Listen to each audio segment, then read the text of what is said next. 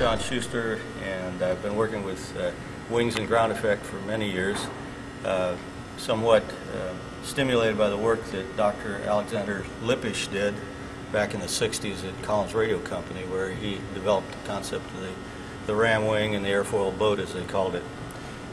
This model here works on that principle, and it's a model of one of Lippisch's later ground effect airplanes, or wing and ground effect. It's a Dornier model called the X113, and you can look that up. Very, very, very similar here, except it will have sponsons because it takes off from water. It will also have polyhedral wingtips, somewhat like we have on this model, and in order to improve the stability of the airplane. The way this concept works is that it's called a captured air bubble. As the airplane moves along the ground, air is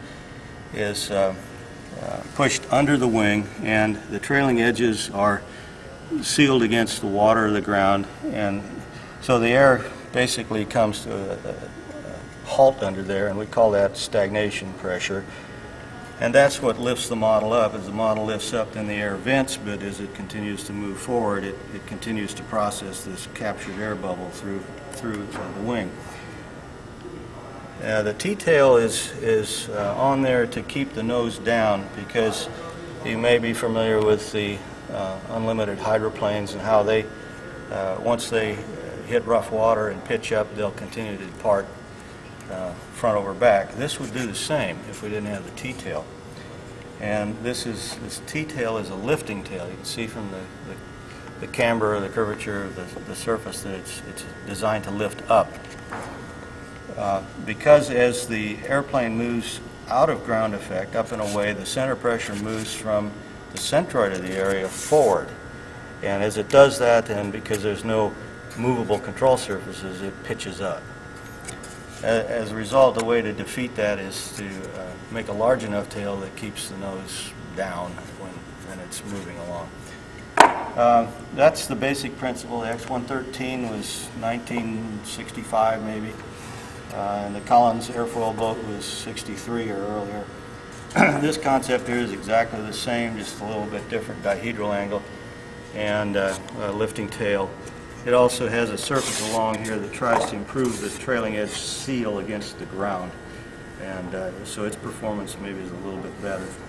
This one's the same. There's many ways of showing you how they're built. This one, open structure with monocoque, and the rest of these are basically solids.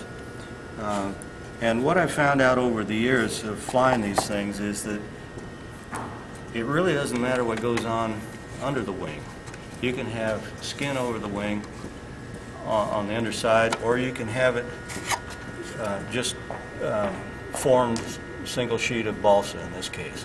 And you can see the constant element lines, 10, 15, 20, 25%.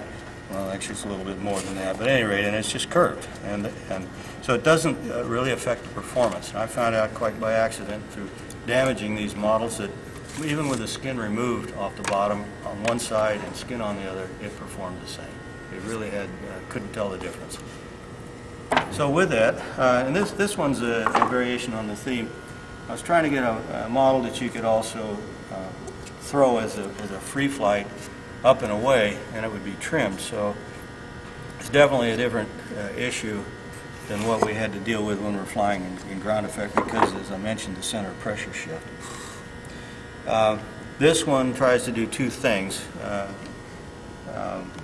It's balanced forward so it can fly free flight, and it also has the polyhedral and the V-tail, which tend to counteract the anhedral that you see on this airplane. This airplane, trying to fly free and up and away, will want to roll over so that the dihedral's in the normal direction. But to counteract that, the V-tail and the tips seem to allow this one to fly free. It also flies a little bit in ground effect, and we can see that. But the best performers in ground effect are these two here. This one I use over very rough surfaces, asphalt, street, sidewalk, what have you, and you can see it's well beaten up. And it doesn't really make much difference whether you take the details to make it look fairly nice or just leave it rough. It flies just as well. This one has end plates on the wing to keep air from leaking out the sides. And other than that, they're basically the same.